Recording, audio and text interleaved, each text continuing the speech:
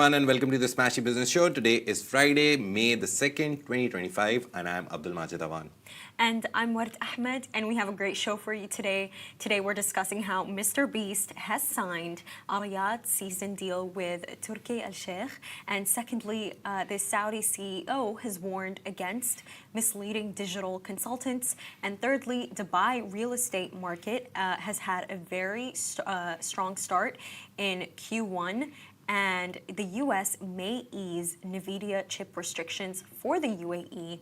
And finally, we will discuss how Trump stablecoin is being used in a $2 billion investment from MGX into Binance.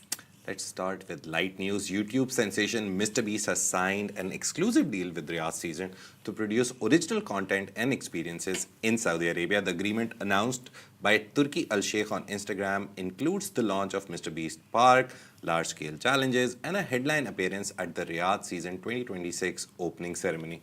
Now, the deal follows MrBeast's visit to Riyadh season in 2024, where Al Sheikh first teased future collaborations. Now, MrBeast's company, Beast Industries, which is also the majority stake owner of Feastables, plans to launch in Saudi Arabia by September 2025 this year. Now, the expansion will be led by CEO Alexander Zigliara in partnership with Team Plus. Beast Industries was recently valued at $5 billion after a $300 million funding round led by UAE-linked Alpha Wave.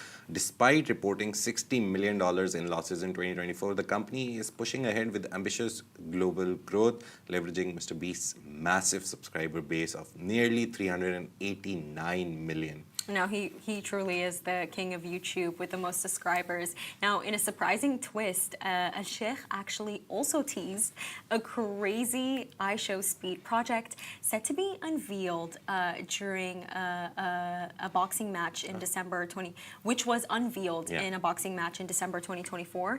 Now, he claimed it was surpass even MrBeast's deal, signaling Riyadh season's growing push to dominate global entertainment headlines. I think with this entire story, what I find so interesting, it's it's the fact that finally, after teasing it for so long, Turki Al Sheikh has finally finalized a deal with MrBeast. The pair have met for this Riyadh season, where he said that there are many surprises coming soon, and honestly, he delivered. But I think what's hilarious for me is that when he met Speed, we know how many children in the world love this man. They're completely in every single country, by the way. Every single country, like he does not miss anything. In the Middle East, in Asia, I saw videos of him in Japan. He goes everywhere. People are always chasing him, and I remember I saw a video when Turki Al Sheikh met him. He said, "Hey, we'll do something even bigger than MrBeast." And now he signed MrBeast. He signed MrBeast, but it's almost like MrBeast. If he signed with you and he said that, are you really getting the best deal? It's interesting because Riyadh season last year also was a big extravaganza. I didn't see it. I didn't go to Saudi in that time. I think Ward didn't, but a lot of people who went, one of them was my wife. She went to a lot of Riyadh season attractions.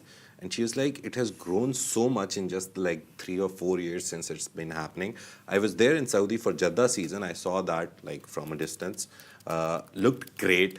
So imagine Riyadh season is bigger than Jeddah season. So I think next year they're just making it bigger and bigger and better, and everything is growing at a pace in Saudi Arabia overall as well. But I think with these stories, if you notice, Majid, the person who's always pivoting around everything is Turki Al Sheikh. He's the chairman of the General Entertainment Authority of Saudi Arabia. And, this man, his influence, it's not to be underestimated. He was a part of the board that finally approved for cinemas to be a part of Saudi Arabia after being banned for so many years. And I think that he would go out of his way to finalize something with MrBeast, with the most YouTube subscribers in the world. You know what that tells me, Majid? he understands the importance of the young generation. He understands, the trends that are being pushed by Gen Z, and how their influence is truly it's crazy. It's truly it's changing the entire world. And I think the fact that a millennial can recognize that, I think that speaks a lot about his character. Yeah, and they have the money to do it also. Yes. Very interestingly, they Yes, have they the money do. to do this. Saudi Arabia right now. And talking about Saudi Arabia, very interesting LinkedIn post which we read yesterday. Saudi Arabia holding company CEO Mohammed Al Qahtani has raised red flags over a growing number of self-styled digital consultants in Riyadh who, he says, lack genuine local insight.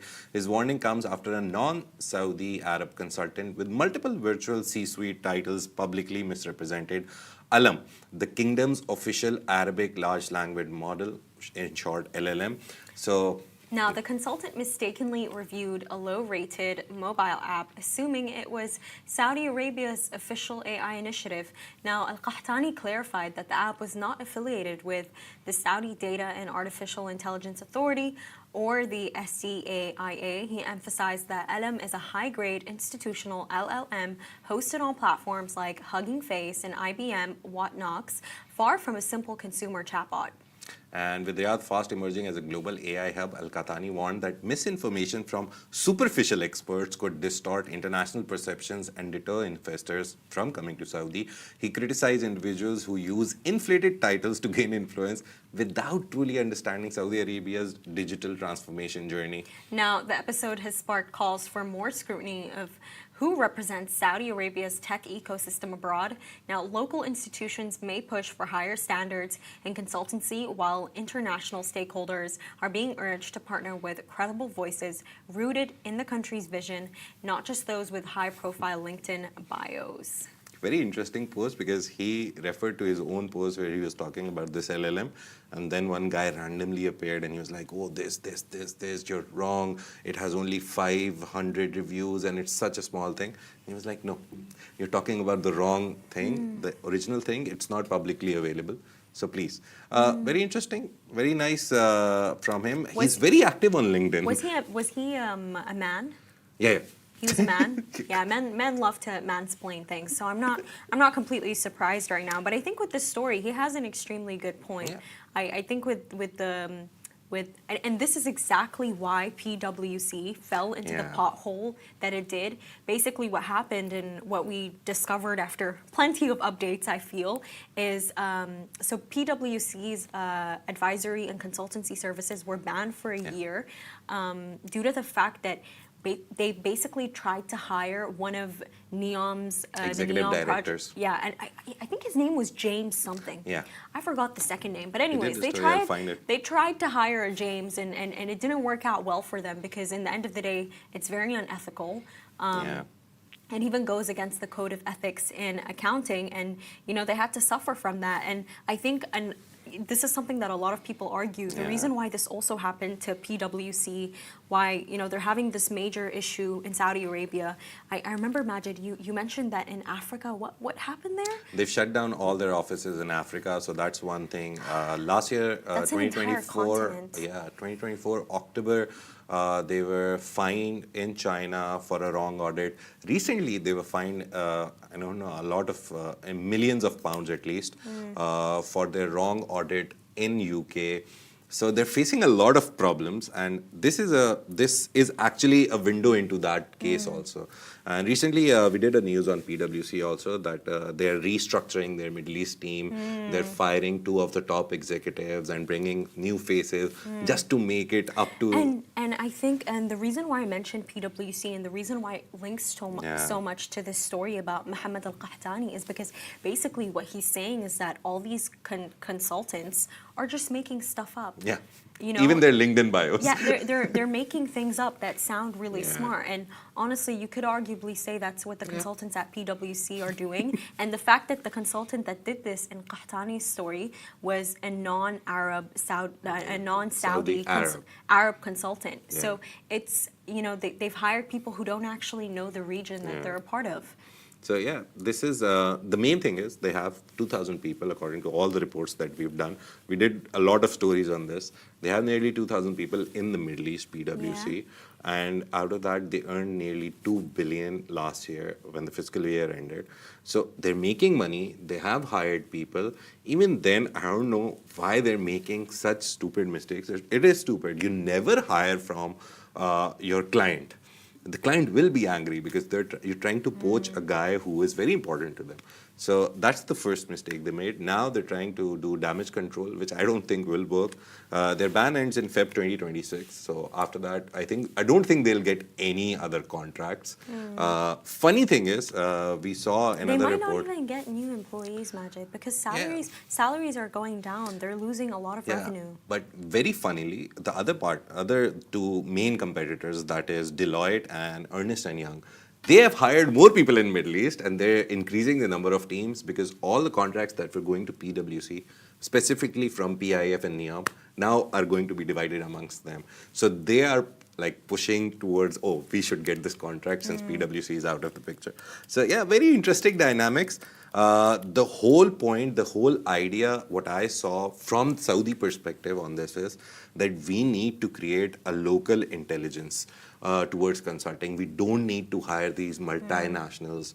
The good way is that you bring them in, learn from them, make a whole workforce, local workforce, get them to get PwC and all these guys to teach them and them to learn all of it and then be like, thank you very much. Now we have local expertise. And this is the general consensus by a lot of people who are talking about this throughout the last 2 months, that we need to create local expertise. Don't hire people from outside. They're cheaper, obviously, because you pay them in Riyal and not pounds and dollars. And local, you create jobs for your local people first and then hire outside No, it consultants. makes completely sense. You know, Yeah. Majid, there's this word in Arabic, I think it's one of my favorite. It's called falsafa. Oh, yeah, philosophy. No, it doesn't mean philosophy. No, falsafa is philosophy. Almost, actually. But falsafa is, I feel like that's what all these, like, you know, these non-regional consultants come and do. They just come and give you falsafa. Because basically in Arabic, in Arabic, by the way, when you're talking about something and you don't actually know what you're talking about, but you're just saying like a load of rubble, we call it falsafa. You're talking about another annotation of falsafa. The literal term falsafa, it's also very common in Urdu. Al-Faylasuf, Yeah. philosopher. So, yeah. But Arabs, we call it falsafa when you're talking about something you completely don't know anything about. And I think that's what these consultants So, yeah, are doing. basically making they're up just stuff. coming and they're just laying out a bunch of falsafa that actually can't be applied practically. Maybe in theory, but not practically. Yeah. Talking about reality and real things, let's go to real estate. The Dubai's real estate market saw a robust start to 2025 with a total transaction value reaching 179 billion dirhams in Q1, up 7% year on year, according to EFG-MA's latest Dubai property tracker report. Residential properties dominated the quarter, making up 72% of all transactions, with nearly 50,000 units sold in just the first quarter, imagine, totaling 128.6 billion dirhams. Now, off-plan sales led the way, accounting for 60% of all transactions and jumping 28% year on year to 74.2 billion dirhams. Now, driven by launches in areas like Palm Jebel Ali and the Valley, ready sales made up 26% and mortgage activity rose 30% year on year as interest rates eased yearly in the quarter. Now, apartments saw the most buyer interest, representing over half of ready unit sales. Despite the momentum, average property prices dipped 2% quarter on quarter from a high base in Q4 2024, last year basically. Most transactions, 79%, were in the affordable or budget segment, which saw a 59% increase in value. In contrast, the luxury segment declined slightly by 2.7% year on year.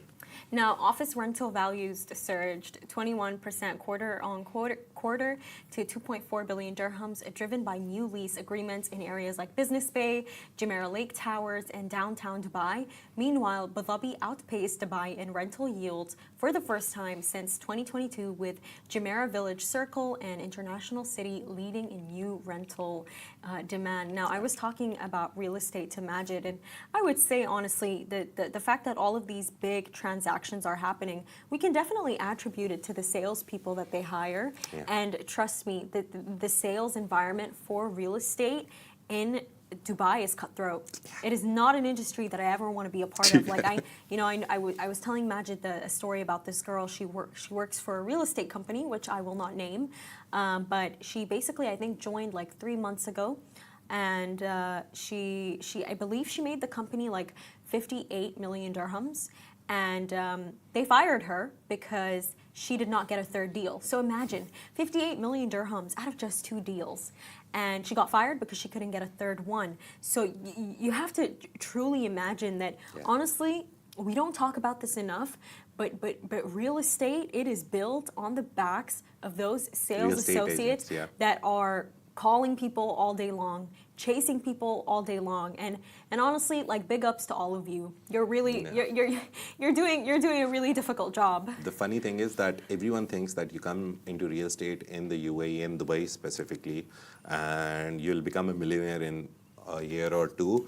But if you know people, if you've talked to people, they've been here for like 6-7 years now, still not millionaires, still hardly making ends meet. It's just like 2 or 3% maybe out of all the real estate agents that we have who hit a big 6 or who hit a jackpot. They find one rich client who buys something and they eventually get word of mouth out about them. So it's very rare. So even if you're trying to come here for real estate, don't try to go into sales. Go into literally anything real estate. You'll be paid good. You'll have a good career. Go to admin, go to operations, go to anything. But if you want to do sales and if you're not the top salesman in your brain and even in your, like in idea of yourself, don't come here. Even if you're like 1% not convinced that you're not the best at sales, don't come. Or if your nose is very high and you can't, you don't have that beggared running after people behavior. You have to literally chase people to buy property.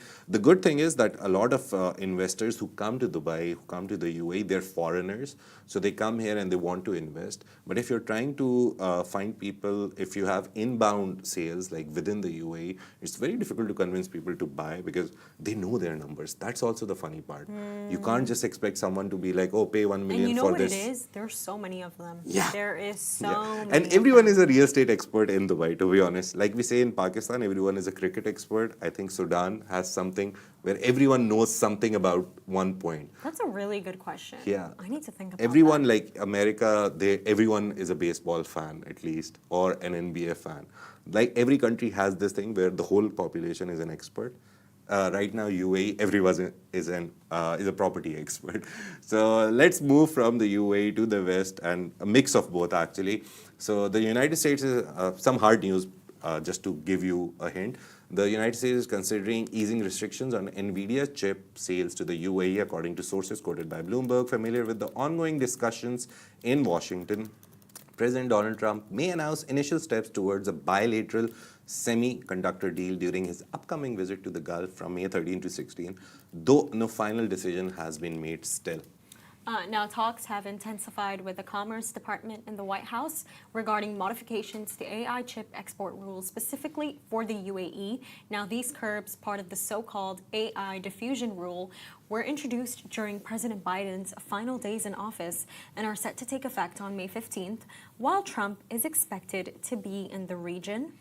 The UAE has pledged to invest up to $1.4 trillion over the next decade in energy, AI, semiconductors, and US-based manufacturing. That commitment, unveiled during His Highness Sheikh Qanun bin Zayed's visit to Washington in March, has accelerated conversations about granting the UAE greater access to advanced chips. Now, sources say additional Emirati investments in the US tech sector are expected, with Trump officials reportedly exploring a larger UAE stake in Intel.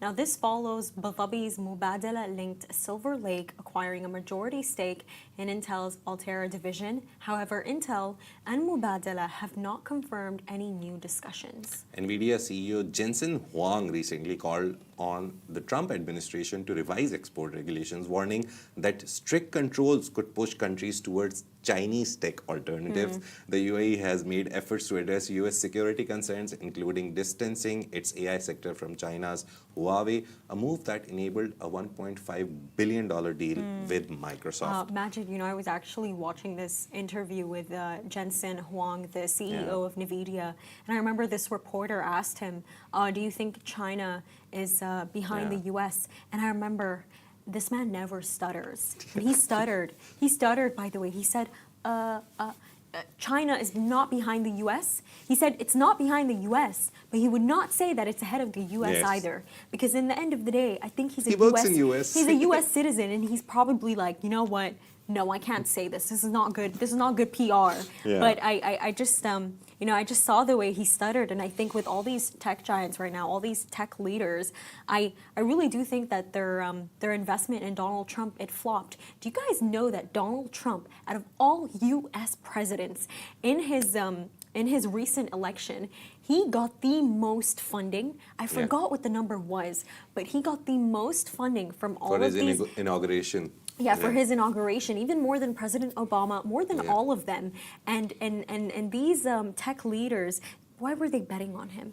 They Meta gave 100 million. The 100 million club, I remember, it was Meta, it was Mark, Amazon. I think, gave 1 million. I remember. Mark Zuckerberg, I think it was $1 million. Yeah, Meta was 1 million. Amazon was 1 million. There's this, the next story, World Liberty Financial, those guys gave 1 million.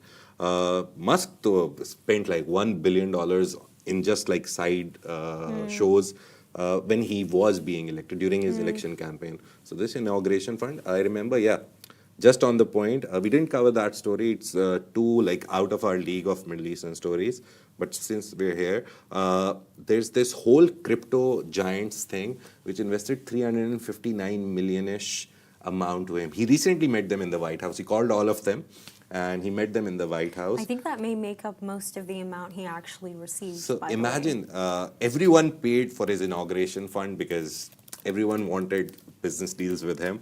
But So- now it's actually all going north because Yeah. think about it.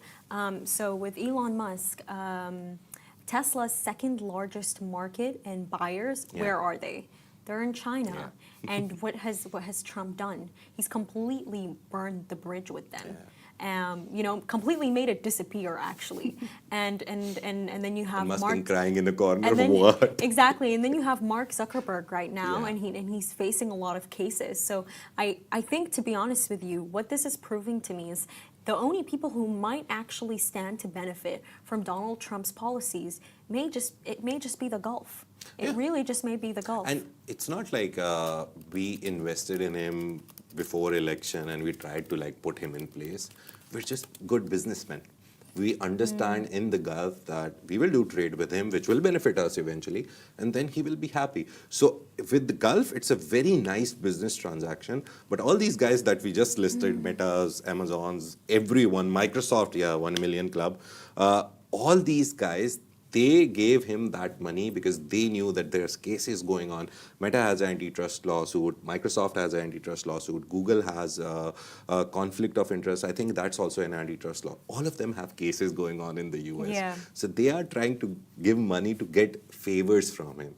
We are doing basic trade, that we'll invest this much and in return we need access to the trade, the AHFs. exact fair trade Yeah. that Trump is So- trying for. But by the way, the number for how much he raised during his inauguration, according to the New York Times, it's $239 million. Nice.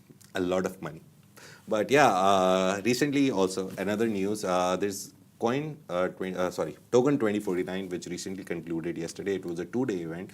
A lot of things came out of it, but this was like the bombshell. A stable coin launched by Donald Trump's crypto venture, World Liberty Financial, has been chosen for the $2 billion investment into Binance by Abu Dhabi investment firm MGX. The coin, known as USD1, will be used to close the deal, according to Zach Witkoff, a co-founder of World Liberty and the son of the founder, Steve Witkoff, who spoke at Token 2049 in Dubai.